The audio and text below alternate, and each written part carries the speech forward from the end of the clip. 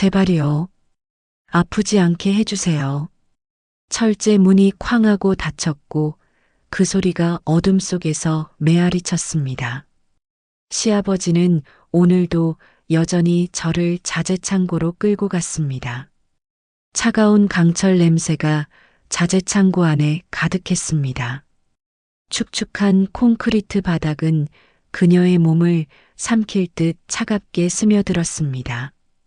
순간 시아버지의 거대한 손이 저에게 뻗어왔습니다.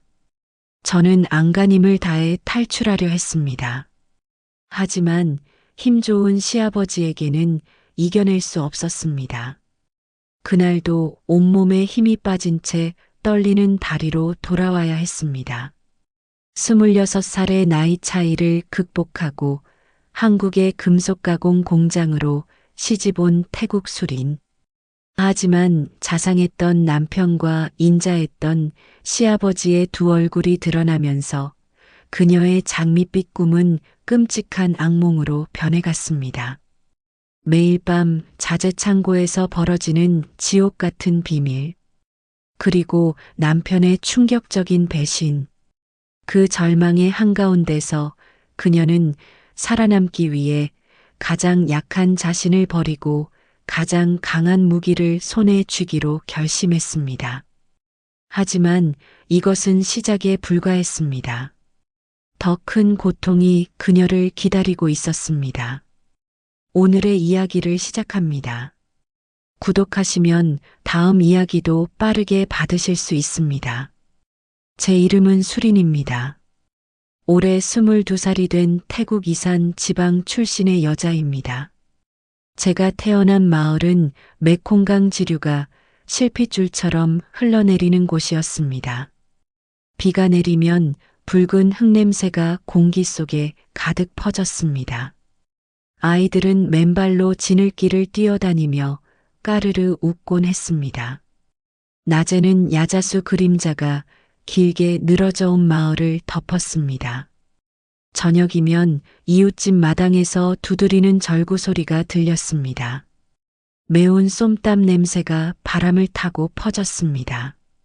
가난했지만 정겨운 웃음과 따뜻한 밥 한 끼가 있었습니다. 어린 시절에 저는 세상 누구보다 풍족하다고 믿었습니다. 하지만 현실은 달랐습니다. 부모님은 해가 뜨면 밭으로 나가셨습니다. 해가 저물 때까지 논두렁을 떠나지 않으셨습니다. 쌀 한 톨, 고기 한 점을 얻기 위해 허리 굽혀 일하셨습니다. 하지만 6남매의 입을 채우기에는 늘 부족했습니다. 맏딸이었던 저는 늘 책임감에 짓눌려 있었습니다.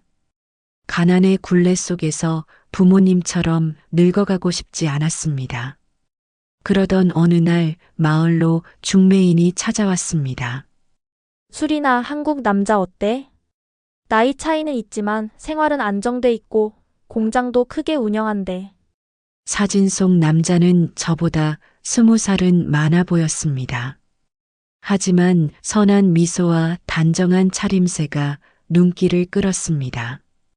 그의 옆에는 중후한 인상의 아버지도 함께 서 있었습니다. 마치 오래된 흑백 사진 속에서 튀어나온 듯 인자하고 듬직해 보였습니다. 중매인은 거듭 말했습니다. 이 집안은 금속 가공 공장을 하고 있어. 직원도 15명이나 된대. 거기 가면 내가 고생할 일은 없을 거야. 제 마음은 흔들렸습니다. 어릴 적부터 동경하던 한국 드라마 속 반짝이는 도시가 떠올랐습니다. 한류 스타들이 웃으며 걸어다니던 서울의 밤거리가 생각났습니다. 열심히 일하면 누구나 잘 살 수 있다는 말. 그것은 저에게 한 줄기 빛 같았습니다. 가족들의 고단한 삶을 보상해드리고 싶었습니다. 제 동생들이 더는 굶주림에 시달리지 않기를 원했습니다. 그렇게 저는 결심했습니다. 이 길이 나와 가족을 구할 수 있는 길이라고. 며칠 뒤 그는 직접 비행기를 타고 태국까지 찾아왔습니다. 사진 속보다 더 나이가 들어 보였지만 순박해 보였습니다. 어눌하게 태국어를 섞어가며 부모님께 인사하는 모습이 정겨웠습니다. 그는 휴대폰 속 사진을 꺼내 보여주었습니다. 끝없이 늘어선 기계와 반짝이는 강철판 더미. 여기가 우리 공장이에요. 당신 집이 될 곳이에요. 자랑스럽게 말하는 그의 모습이 믿음직했습니다. 곧 제 시아버지가 될 분도 굵은 손으로 제 손을 잡으며 웃어주셨습니다. 그 손길은 거칠었지만 따뜻했습니다. 결혼은 순식간에 진행되었습니다. 가족들은 눈물을 흘리면서도 제 등을 두드리며 말했습니다. 잘 살아라, 수리나. 내가 우리 집의 희망이다. 저는 속으로 다짐했습니다. 반드시 잘 살아내겠다고. 낯선 땅이지만 행복한 가정을 꾸리겠다고. 처음 한국에 도착했을 때 숨이 막혔습니다. 하늘을 찌를 듯 솟은 건물들, 밤이면 끊이지 않는 불빛, 어디서나 들려오는 빠른 한국말, 모든 것이 낯설고 눈부셨습니다. 남편은 제 손을 꼭 잡고 말했습니다. 걱정하지 마. 곧 익숙해질 거야. 그의 눈빛은 진심 어린 듯 보였습니다. 저는 안심했습니다.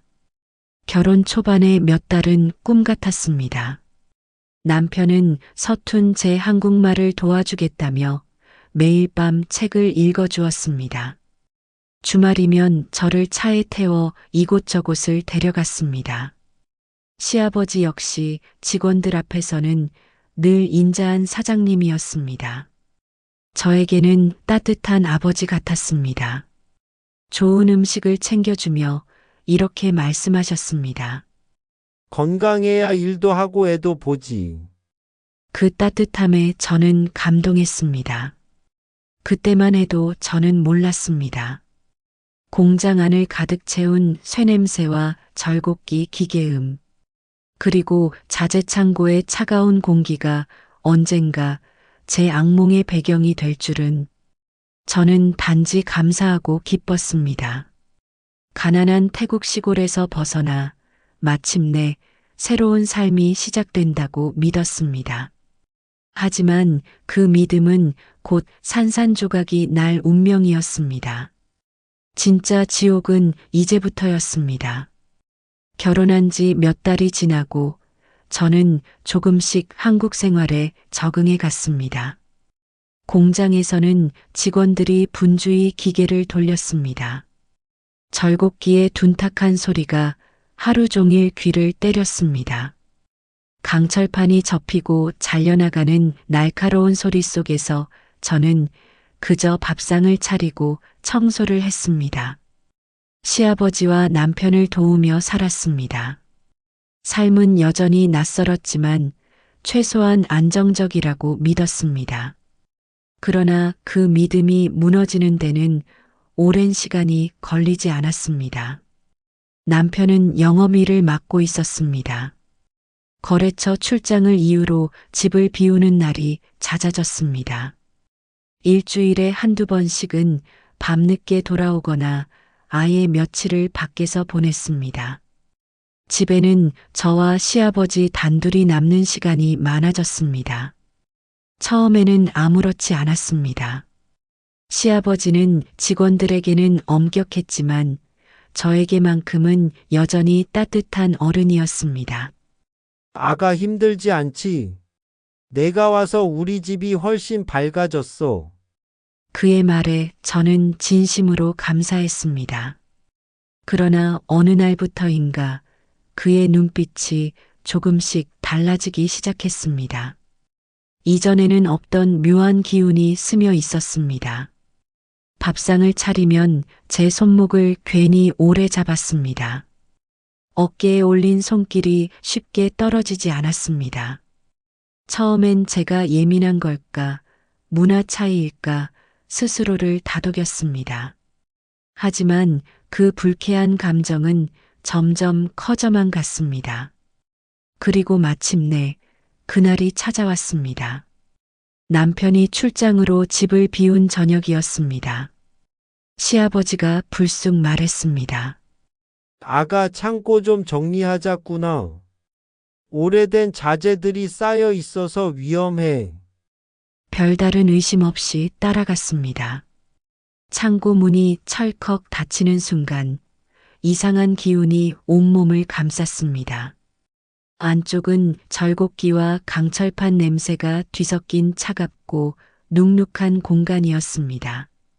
희미한 전등 불빛만이 어둠을 겨우 밀어내고 있었습니다. 아버님, 뭐부터 하면 될까요? 제가 묻자 그는 아무 대답도 하지 않았습니다. 대신 천천히 제 뒤로 다가왔습니다. 무거운 작업화 소리가 바닥을 울렸습니다. 순식간에 제 어깨를 움켜쥐더니 창고 깊숙한 쪽으로 밀어붙였습니다.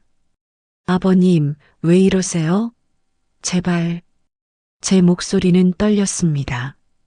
그의 얼굴은 낮에 보여주던 인자한 미소와는 전혀 달랐습니다. 욕망에 젖은 짐승 같은 눈빛이었습니다. 저는 필사적으로 몸부림쳤습니다. 두 팔로 밀쳐내고 발버둥치며 소리를 질렀습니다. 그러나 두꺼운 철문은 바깥 세상과의 연결을 완전히 끊어버렸습니다. 제 울음소리는 철판 벽에 부딪혀 메아리만 낼 뿐이었습니다. 누구도 들을 수 없었습니다. 그날 저는 모든 것을 잃었습니다. 제 몸도 마음도 그리고 한국에서의 한 줄기 희망도. 자재 창고는 더 이상 물건을 보관하는 공간이 아니었습니다. 그것은 매일 밤 저를 짓밟는 지옥 그 자체가 되어버렸습니다. 그 후로 남편이 출장만 가면 어김없이 그곳으로 불려갔습니다. 자재 정리 좀 하자는 말은 공포의 신호였습니다. 문이 닫히는 순간 저는 숨을 쉴 수조차 없었습니다. 차가운 바닥에 짓눌리며 절곡기의 굉음이 제 신음을 덮어버렸습니다. 도망칠 수도 거부할 수도 없는 시간이 끝없이 반복되었습니다. 어느 날은 그의 손에 남은 기름 냄새가 제 얼굴을 덮쳤습니다. 또 어떤 날은 창고 구석에 쌓인 강철판 더미에 제 등이 부딪혀 멍이 들기도 했습니다. 저는 차라리 죽고 싶다고 생각했습니다. 그러나 여권과 통장, 심지어 휴대전화까지 모두 시댁에서 관리하고 있었습니다. 어디로도 도망칠 수 없었습니다. 저는 점점 무너져 갔습니다. 웃음을 잃었고 식사 자리에서도 한마디 말조차 하기 힘들었습니다. 하지만 낮에는 그와 남편이 마치 아무 일도 없는 듯 직원들과 웃고 떠드는 모습을 지켜봐야 했습니다. 마을 사람들은 말했습니다. 술이나 좋은 집에 시집 왔네. 복도 많지. 그 말이 제 가슴을 찌르는 비수가 되었습니다. 저는 더는 참을 수 없었습니다. 언젠가는 터져버릴 것 같았습니다. 어느 날 밤 남편이 출장에서 돌아왔을 때 저는 용기를 냈습니다. 떨리는 목소리로 그에게 고백했습니다. 여보, 아버님이 저를 자꾸. 눈물이 흘러내렸습니다. 저는 모든 것을 털어놓았습니다. 자재 창고에서의 공포, 몸부림, 절망, 죽고 싶은 심정까지 한마디 한마디가 칼처럼 목구멍을 베어내는 듯 했습니다. 그는 반드시 제 편이 되어줄 것이라고 믿었습니다. 그러나 그의 대답은 제 모든 희망을 짓밟았습니다. 아버지도 외로우셔서 그러시는 거야. 내가 며느리로서 좀 이해해드리면 안 되겠니? 순간 저는 귀를 의심했습니다. 제 눈앞에 앉아 있는 남자가 바로 제 남편이 맞는지 믿을 수 없었습니다. 그는 위로하지도 않았고 분노하지도 않았습니다. 오히려 제 입을 막으려 했습니다. 괜히 사람들 앞에서 말하지 마. 괜히 우리 집안 망신시키지 말고 조용히 넘어가자. 그 말은 시아버지의 폭력보다 더 깊은 상처가 되었습니다. 남편은 더 이상 제 편이 아니었습니다. 그는 침묵의 공범이었고 제 고통을 외면한 또 다른 가해자였습니다. 그날 밤 저는 다시 창고로 끌려갔습니다. 이번에는 울지도 않았습니다.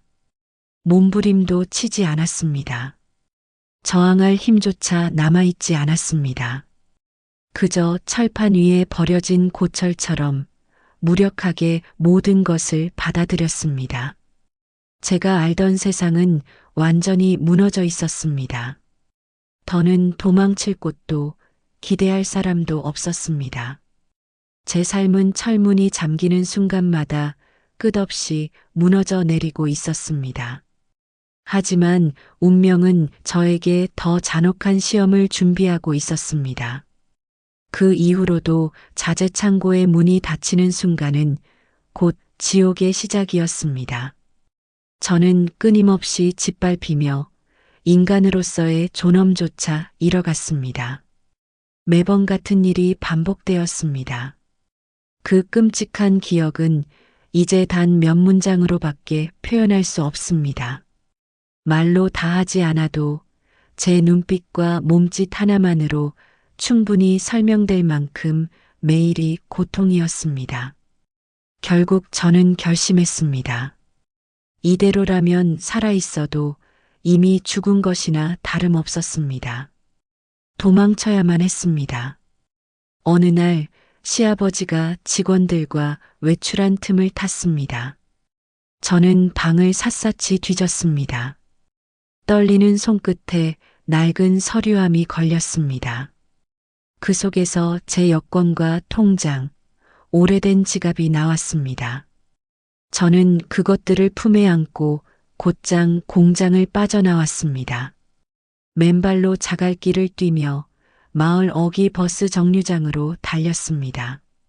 발바닥은 피로 물들었지만 오직 자유만이 제 눈앞에 보였습니다. 그러나 희망은 오래가지 않았습니다. 공장으로 돌아온 시아버지는 제가 없다는 사실을 알아차렸습니다. 곧장 직원들에게 전화를 돌렸습니다. 수린이가 도망갔다. 트럭 몰고 다 찾아봐라. 직원들은 사장님의 명령이라면 거역할 수 없었습니다. 평소 존경받던 그의 목소리는 곧 마을 전체를 움직였습니다. 버스를 기다리던 제 앞에 낡은 트럭 한 대가 섰습니다. 창문 너머로 직원의 얼굴이 보였습니다. 그는 놀란 듯 저를 보더니 휴대폰을 꺼내 전화를 걸었습니다. 사장님, 여기 있습니다. 잠시 뒤 다른 직원들과 함께 시아버지가 나타났습니다. 그는 헐떡이는 저를 노려보며 다가왔습니다. 내가 감히 우리 집안 망신을 시키려고 돈까지 들고 도망가? 저는 고개를 저으며 울먹였습니다. 그게 아니에요. 제발. 그러나 그의 귀에는 들리지 않았습니다. 직원들이 저를 양팔로 붙잡았습니다. 시아버지는 제 머리채를 잡아 끌며 차에 밀어 넣었습니다. 인연이 감히. 차 안에서도 그의 욕설은 계속되었습니다. 돈 훔쳐서 도망가려 했지. 내 주제를 모르는군. 공장으로 돌아가는 내내 저는 몸을 웅크리며 떨었습니다. 이제 무슨 일이 벌어질지 너무나 뻔했습니다.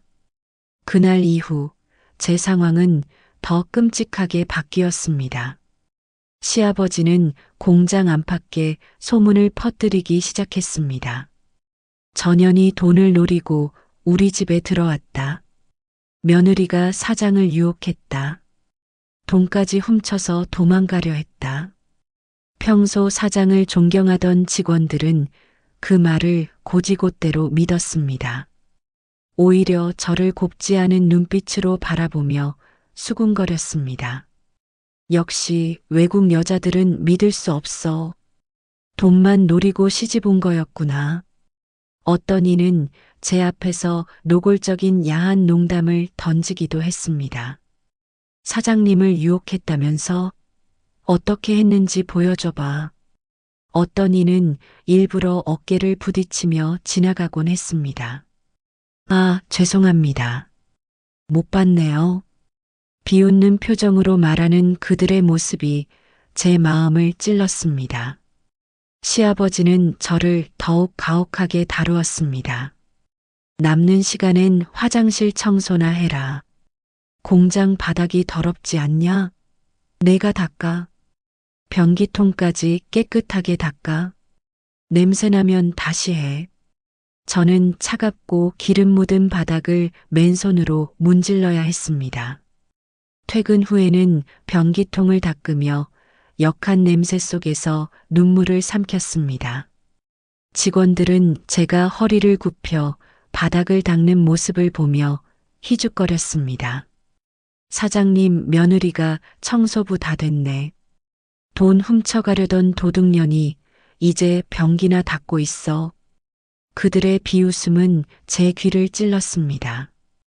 어떤 직원은 더 노골적이었습니다. 제가 바닥을 닦고 있을 때 옆을 지나가며 속삭였습니다. 사장님만 좋은 거 했냐? 우리도 좀. 또 다른 직원은 제 엉덩이를 훑어보며 말했습니다. 태국 여자들이 서비스가 좋다던데 사실이네. 저는 몸을 움츠리며 고개를 숙였지만 그들의 시선과 웃음소리에서 벗어날 수 없었습니다. 점심시간에는 더욱 참혹했습니다. 직원들이 둘러앉아 밥을 먹으며 저에 대한 이야기를 나눴습니다. 사장님이 너무 착하신 거 아니야? 저런 년을 아직도 집에 두고 계시다니. 내가 사장님이라면 벌써 쫓아냈을 텐데. 저는 구석에서 혼자 찬밥을 먹으며 그 말들을 들어야 했습니다. 한 입 한 입이 모래알처럼 목구멍을 넘어가지 않았습니다. 시아버지는 직원들 앞에서 저를 더욱 모독했습니다. 이런 년들은 때려야 정신을 차려. 너무 곱게 대해주니까 도둑질까지 하려 하지. 그러면서 제 뺨을 때리기도 했습니다. 고개 들어. 사과해. 저는 떨리는 목소리로 말해야 했습니다. 죄송합니다. 다시는 그런 일 없을 것입니다. 직원들은 그 모습을 보며 박수까지 쳤습니다. 사장님 말씀이 맞습니다. 저런 년들은 단단히 교육시켜야 해요. 저는 더 이상 사람이 아니었습니다. 공장 안에서 저는 단순한 멸시와 욕망의 대상이었을 뿐이었습니다. 인간으로서의 존엄은 산산조각이 났습니다. 제 마음은 끝없는 구덩이 속으로 추락했습니다. 밤마다 저는 자재창고에서 울며 생각했습니다. 이렇게 살아서 무슨 의미가 있을까? 차라리 죽는 게 나을까? 하지만 그런 생각이 들 때마다 고향의 가족들이 떠올랐습니다. 부모님과 동생들을 위해 여기까지 온 제가 이렇게 무너질 수는 없었습니다. 그러던 어느 날 작은 위로가 제게 다가왔습니다. 공장 앞 작은 식당이었습니다. 직원들과 시아버지가 늘 밥을 먹는 그곳에서 저는 소매를 걷다가 손목에 남은 시퍼런 멍이 드러났습니다. 식당 아주머니가 그것을 보더니 순간 얼굴이 굳었습니다. 그녀는 아무 말도 하지 않고 그저 제 손을 조심스레 잡았습니다. 낮은 목소리로 속삭였습니다. 아가씨, 힘들지? 그래도 죽을 생각은 하지 마라. 세상에 사람만 있으면 언젠가는 길이 열리게 돼. 그 짧은 위로에 저는 눈물이 터졌습니다. 그동안 누구에게도 말할 수 없었던 고통이 아주머니의 한마디에 무너져 버렸습니다. 저는 식당 구석에 주저앉아 흐느끼며 울었습니다. 아주머니는 제 등을 천천히 쓰다듬어 주었습니다. 며칠 뒤 아주머니는 다시 제게 다가와 희망적인 이야기를 꺼냈습니다. 내가 아는 지역신문 기자가 있어. 젊지만 총명한 아가씨야. 정의감도 강하고 약한 사람들을 도와주려는 마음이 있어. 그 아이한테 한번 이야기해 볼까? 아주머니의 눈빛에는 진심 어린 걱정과 희망이 담겨 있었습니다. 그 기자 아가씨라면 분명 도움이 될 거야. 이런 일을 그냥 넘어가면 안 되거든. 그 말은 제게 새로운 희망이 되었습니다. 탈출조차 실패해 모든 것을 잃은 줄 알았던 순간 다시 살아갈 힘이 솟아났습니다. 물론 두려움도 있었습니다. 들킨다면 저는 다시는 세상에 나오지 못할 수도 있었습니다. 그러나 더는 물러설 곳이 없었습니다. 탈출은 실패했지만 이번엔 반드시 그들의 죄를 증명해야 했습니다. 그날 밤 저는 창고의 차가운 바닥에 몸을 웅크리며 마음속으로 다짐했습니다. 그래, 이번에는 내가 증거를 잡아낼 거야. 언젠가 반드시 이 지옥에서 벗어나고야 말 거야. 아주머니가 말한 그 기자가 나를 도와줄 거야. 하지만 운명은 저에게 더 험난한 시험을 준비하고 있었습니다. 시아버지는 공장 안팎에서 존경받는 인물이었습니다. 지역 신문에는 그가 봉사활동에 나선 사진이 종종 실렸습니다. 마을 사람들은 그를 기부도 하고 직원들도 잘 챙기는 선한 사장님이라고 칭송했습니다. 하지만 저는 누구보다 잘 알고 있었습니다. 그 선행에 가면 뒤에 어떤 지옥이 숨어 있는지를. 저는 매일 공장 바닥을 기름과 먼지로 범벅이 된 걸레로 닦으며 속으로만 울부짖었습니다. 누군가 제 목소리를 들어달라. 그러나 제 외침은 늘 기계 소음 속에 묻혀 사라졌습니다. 며칠 뒤 뜻밖의 기회가 찾아왔습니다. 그날 오후 시아버지가 사무실에서 전화를 받는 소리가 들렸습니다. 저는 바닥을 닦는 척하며 귀를 기울였습니다. 네, 지역신문사라고요? 시아버지의 목소리가 갑자기 밝아졌습니다. 선한 영향력을 끼치는 사장님들을 취재한다고요? 허허, 그런 기사를 써주신다니 영광이네요. 언제든지 오세요. 전화를 끄는 시아버지는 직원들에게 자랑스럽게 말했습니다. 내일 신문사에서 나를 취재하러 온단다. 다들 알아서 잘해.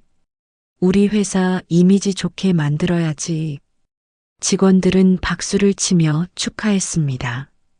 사장님 정말 대단하세요. 신문에 나시면 더 유명해지시겠어요. 저는 그 광경을 보며 온몸이 떨렸습니다. 하지만 동시에 마음 한편에서는 작은 희망이 싹텄습니다. 저 기자가 식당 아주머니가 말한 그 사람일까? 정말로 나를 도와줄 수 있을까? 그날 저녁 남편이 또다시 출장을 떠났습니다. 시아버지는 어김없이 저를 자재창고로 불러냈습니다. 아가, 창고 정리 좀 하자. 그 말을 들은 순간 저는 온몸이 떨렸습니다. 하지만 이번에는 조금 달랐습니다. 혹시 식당 아주머니가 정말로 그 기자에게 말했다면, 혹시 누군가 이 일을 알게 된다면, 철문이 닫히는 순간 저는 마음속으로 간절히 기도했습니다. 제발 누군가 이 진실을 알게 해주세요. 이 고통이 헛되지 않게 해주세요. 그날 밤도 지옥 같았습니다. 시아버지의 거친 손길, 차가운 바닥, 절곡기 소음에 묻힌 제 울음소리.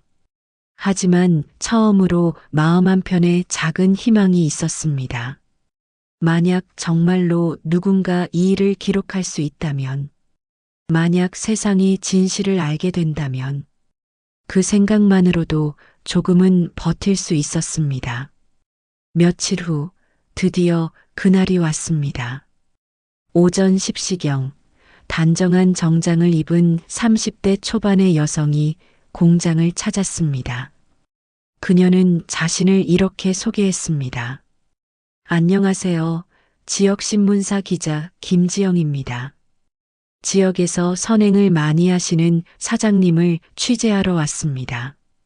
옆에는 남자 후배 기자가 카메라 가방을 들고 따라왔습니다. 시아버지는 크게 기뻐하며 마중을 나왔습니다. 허허, 먼 걸음 하셨네요. 우리 같은 작은 공장까지 취재 오시다니 영광입니다. 자자, 먼저 공장부터 구경하시지요. 기자는 정중하게 고개를 숙였습니다. 감사합니다. 사장님의 경영 철학과 직원 복지에 대해 꼭 써보고 싶었습니다. 시아버지는 으스대며 공장을 안내하기 시작했습니다. 우리는 직원이 15명인데 모두 가족 같아요. 월급도 제때 주고 복지도 잘 챙겨주지.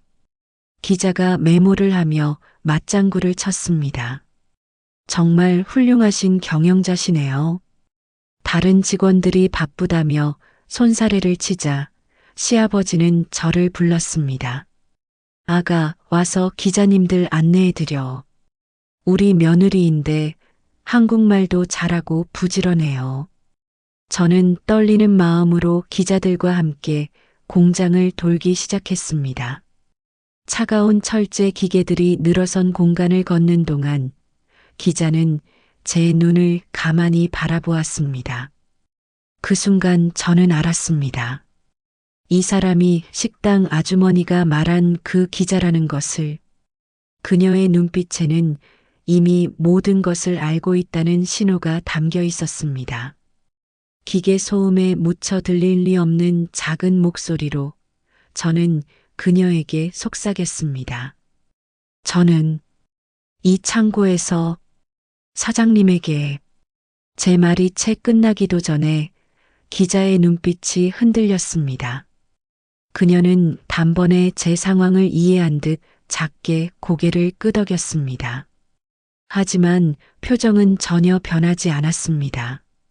태연하게 메모장에 뭔가를 적으며 시차를 이어갔습니다. 자재 창고 앞에 도착했을 때 저는 온몸이 떨렸습니다. 차가운 철문, 어두운 내부, 절곡기 옆 공간. 저에게는 지옥이었던 그곳을 가리키며 저는 떨리는 목소리로 말했습니다. 여기가 자재 창고입니다. 기자는 창고 안을 자세히 살펴보았습니다. 작업 환경이 어떤가요? 혹시 안전사고 같은 것은 없었나요? 저는 그녀의 눈을 똑바로 바라보며 말했습니다. 여기서 많은 일들이 일어났습니다. 기자는 그 말의 의미를 정확히 이해했습니다. 창고 구조와 출입문 위치, 내부 배치를 꼼꼼히 확인했습니다. 이해했습니다. 그녀가 작게 속삭인 그 한마디에 저는 처음으로 진짜 희망을 느꼈습니다. 시찰이 끝나고 기자는 사무실에서 시아버지와 본격적인 인터뷰를 진행했습니다. 사장님의 경영 철학이 궁금합니다. 시아버지는 마치 자신이 세상을 구한 영웅이라도 된 듯 허풍을 늘어놓았습니다. 나는 늘 직원들 복지를 먼저 생각해 왔어요. 매달 기부도 하고 지역 사회에도 봉사하지. 특히 가족 같은 분위기를 만들려고 노력합니다. 기자가 진지하게 메모하며 맞장구를 치자 그는 더욱 기세가 등등해졌습니다. 젊은 직원들 교육에도 투자하고 외국인 며느리도 잘 보살피고 있어요. 가족이 화목해야 회사도 발전하는 법이거든요. 그 거짓말들을 들으며 저는 주먹을 꽉 쥐었습니다. 하지만 기자는 태연하게 질문을 이어갔습니다. 정말 훌륭하시네요. 이런 이야기들을 꼭 기사로 써보고 싶습니다.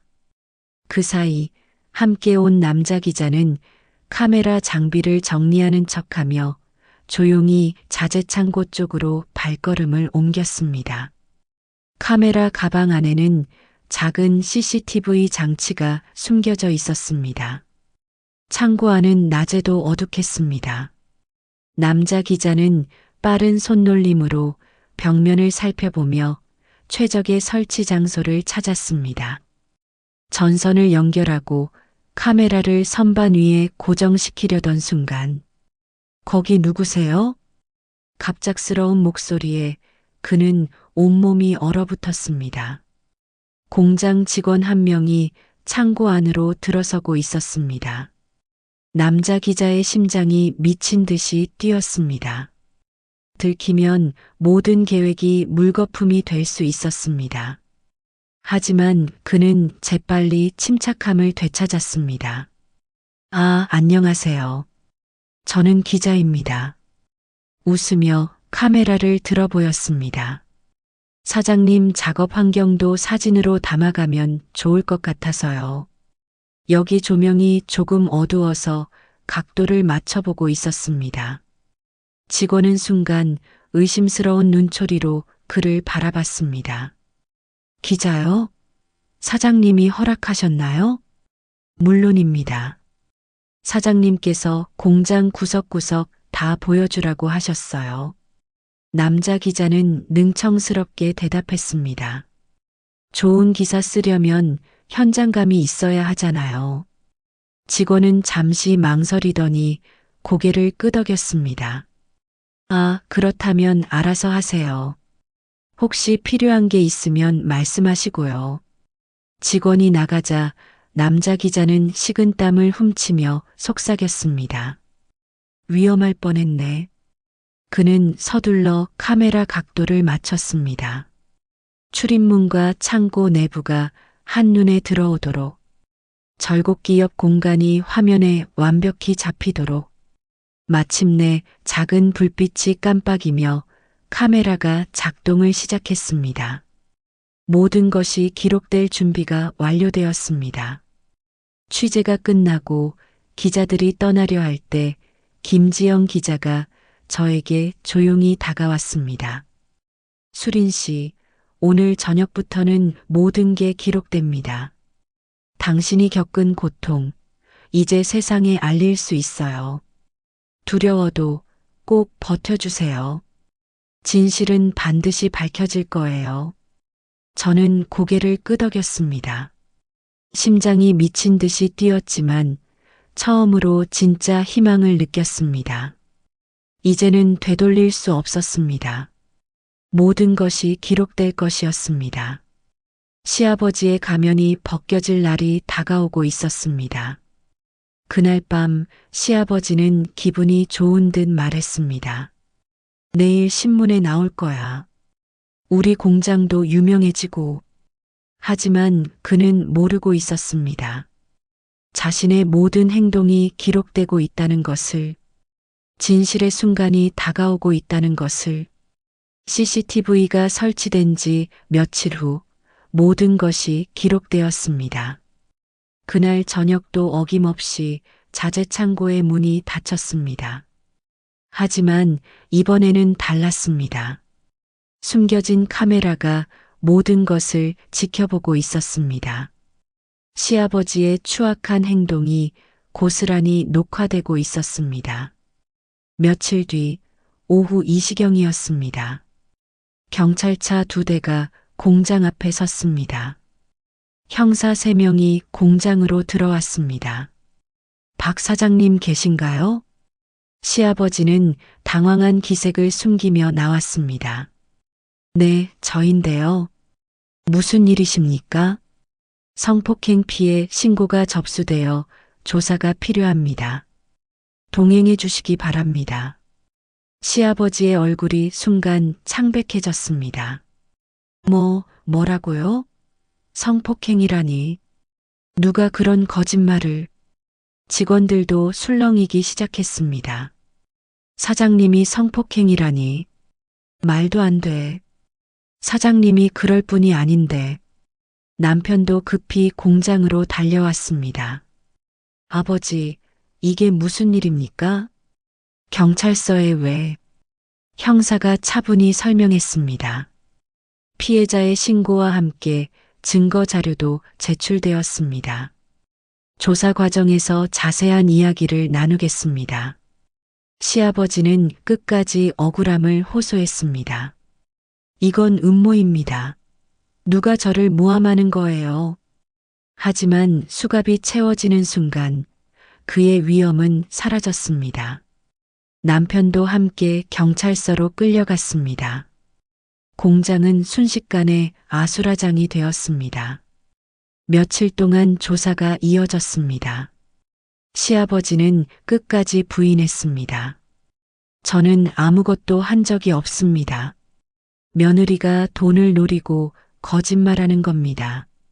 남편도 아버지를 감쌌습니다. 우리 아버지는 그런 분이 아닙니다. 분명 오해가 있을 겁니다. 경찰도 처음에는 확신하지 못했습니다. 증언만으로는 부족합니다. 물적 증거가 필요해요. 진술이 엇갈리고 확실한 증거가 없다며 며칠 후 둘 다 풀려났습니다. 시아버지는 의기양양해졌습니다. 봐라, 내가 결백하다고 했지. 거짓말쟁이년 때문에 고생했네. 하지만 그는 몰랐습니다. 진짜 증거가 아직 공개되지 않았다는 것을. 그 무렵 김지영 기자가 저를 다시 찾아왔습니다. 수린 씨, 힘드시겠지만 조금만 더 기다려 주세요. 제가 믿을 만한 변호사를 소개해 드릴게요. 이번에는 확실하게 끝낼 수 있을 거예요. 며칠 후 기자가 소개해 준 변호사가 저를 찾아왔습니다. 40대 중반의 차분한 여성 변호사였습니다. 안녕하세요. 변호사 이소영입니다. 김 기자님한테 이야기 들었어요. 걱정하지 마세요. 제가 끝까지 도와드릴게요. 변호사는 저의 이야기를 자세히 들었습니다. 그리고 가장 중요한 것을 물었습니다. 혹시 증거가 있나요? CCTV나 녹음 같은 것 말이에요. 김지영 기자가 대답했습니다. 네, 있습니다. 결정적인 증거가요. CCTV 영상이 모든 것을 담고 있어요. 변호사의 눈빛이 단단해졌습니다. 그렇다면 이길 수 있습니다. 다시 고발하고 재판까지 가져가겠어요. 이번에는 확실한 증거가 있으니까요. 몇 주 후 검찰에 정식으로 고발이 접수되었습니다. 이번에는 CCTV 영상과 함께였습니다. 검사가 영상을 본 후 즉시 구속영장을 신청했습니다. 이 정도 증거면 충분합니다. 즉시 구속 수사하겠습니다. 다시 경찰이 공장에 나타났습니다. 이번에는 구속영장을 들고 왔습니다. 박, 당신을 긴급 체포합니다. 시아버지는 이번에도 소리쳤습니다. 이건 조작된 거야. 가짜 증거야. 하지만 수갑이 채워지며 경찰차에 실려갔습니다. 남편도 공범 혐의로 함께 구속되었습니다. 한 달 후 드디어 첫 공판이 열렸습니다. 법정은 긴장으로 가득 차 있었습니다. 방청석에는 공장 직원들과 마을 주민들까지 모여들었습니다. 모두가 존경받던 사장이 진짜 그런 짓을 했단 말인가 하는 의문과 기대를 안고 저를 바라보고 있었습니다. 피고석에 앉은 시아버지는 여전히 위험을 잃지 않으려 애쓰고 있었습니다. 하지만 그의 손목에는 수갑이 채워져 있었습니다.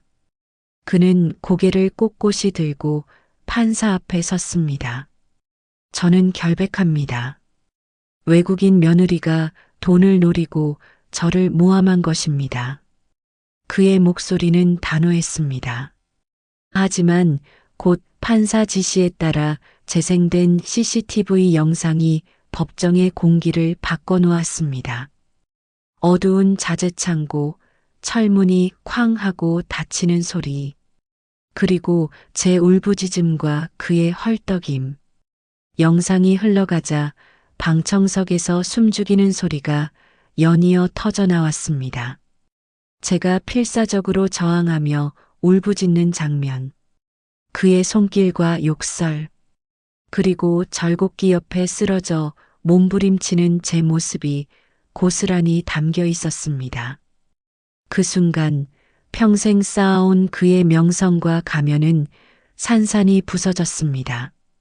변호인은 저를 돈에 눈이 먼 외국인이라 몰아가려 했습니다. 하지만 눈앞의 영상은 더 이상 부정할 수 없는 진실이었습니다. 판사와 배심원들의 눈빛이 단단히 굳어가는 것을 저는 똑똑히 보았습니다. 제 차례가 되어 증언대에 섰을 때 다리에 힘이 풀릴 만큼 떨렸습니다. 하지만 목소리는 꺾이지 않았습니다. 저는 창고에서 겪은 공포를 차분히 이야기했습니다.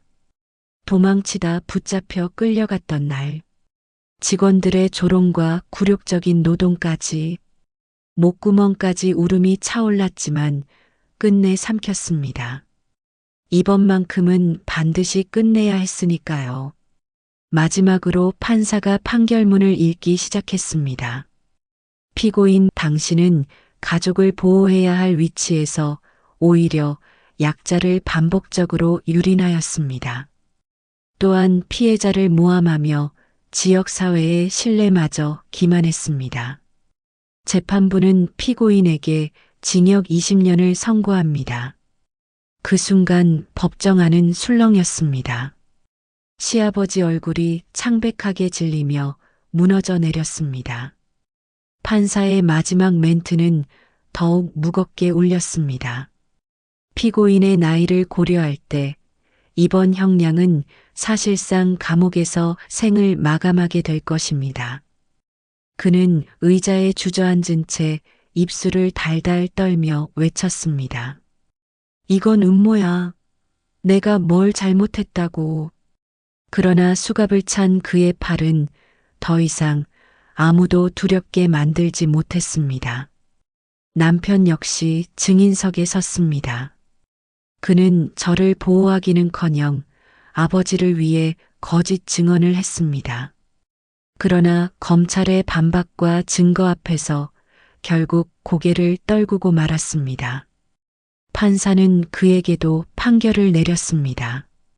피고인 박민준, 당신은 아내의 고통을 외면하고 위증까지 저질렀습니다. 이에 대해 징역 3년을 선고합니다. 순간 남편의 어깨가 무겁게 떨어졌습니다. 그는 모든 것을 잃었습니다. 아버지, 아내, 그리고 공장까지. 재판정에 앉아있던 저는 눈을 감았습니다. 가슴속 깊은 곳에서 오래도록 가라앉아 있던 쇳덩이 같은 공포가 조금씩 사라져갔습니다. 눈물이 흘렀지만 이번에는 절망의 눈물이 아니었습니다. 해방의 눈물이었습니다. 재판이 끝난 지 며칠 뒤 지역사회는 커다란 충격에 휩싸였습니다. 신문 가판대마다 걸린 헤드라인은 모두 같은 기사였습니다. 그 남자의 두 얼굴. 기사는 이렇게 시작했습니다. 수십 년간 지역 봉사와 기부로 존경받아온 금속가공 공장 사장이 며느리를 상대로 저지른 끔찍한 범죄로 징역 20년을 선고받았다. 평소 선행과 기부 뒤에 감춰져 있던 추악한 욕망이 드러나면서 지역사회는 큰 충격과 분노에 빠졌다. 일면 한가운데 실린 그의 얼굴은 그가 평생 지켜왔던 가면이 무너졌음을 증명하듯 초라하게 보였습니다. 기자는 평소 선량한 얼굴 뒤에 숨어 있던 두 번째 얼굴이라고 표현했습니다. 공장 직원들도 술렁였습니다. 그를 맹목적으로 따르던 사람들은 충격에 빠졌습니다. 일부는 고개를 숙이며 제 앞에 와서 말했습니다. 우린 미처 몰랐습니다. 미안합니다. 마을 사람들 중 몇몇은 저를 향해 죄스러운 눈빛을 보냈습니다. 처음에 그의 말만 믿고 저를 의심했던 사람들이었습니다. 남편은 징역 3년형을 받고 수감되었습니다. 법정에서 판사가 말했듯 그는 모든 것을 잃었습니다. 아버지도 아내도 그리고 자신이 평생 일궈왔다고 믿었던 공장마저. 공장은 법원 명령에 따라 압류되어 정리 절차에 들어갔습니다.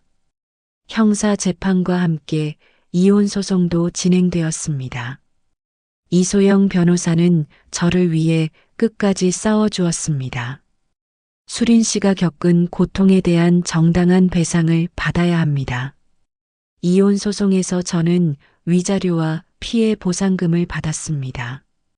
결혼 계약 위반에 대한 위약금도 포함되었습니다.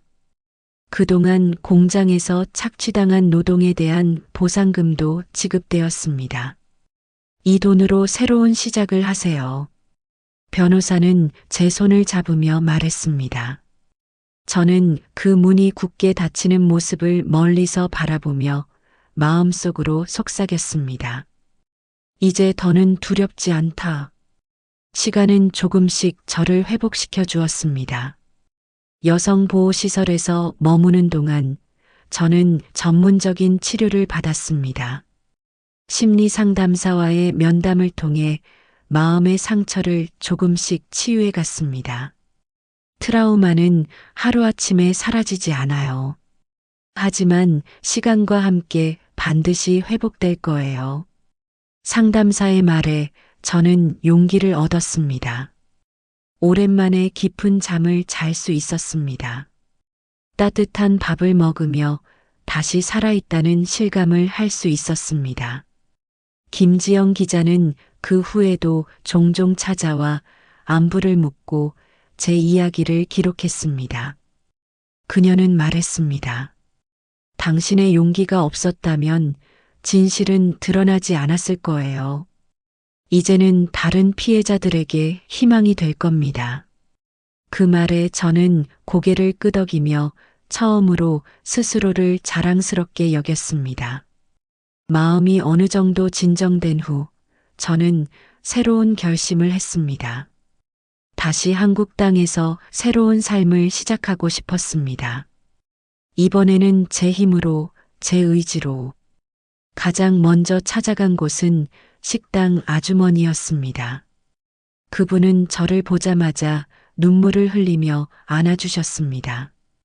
수린아, 정말 잘했다. 용감했어. 이제 진짜 새로운 시작이구나. 저는 아주머니께 부탁드렸습니다. 아주머니, 식당 일을 배우고 싶어요.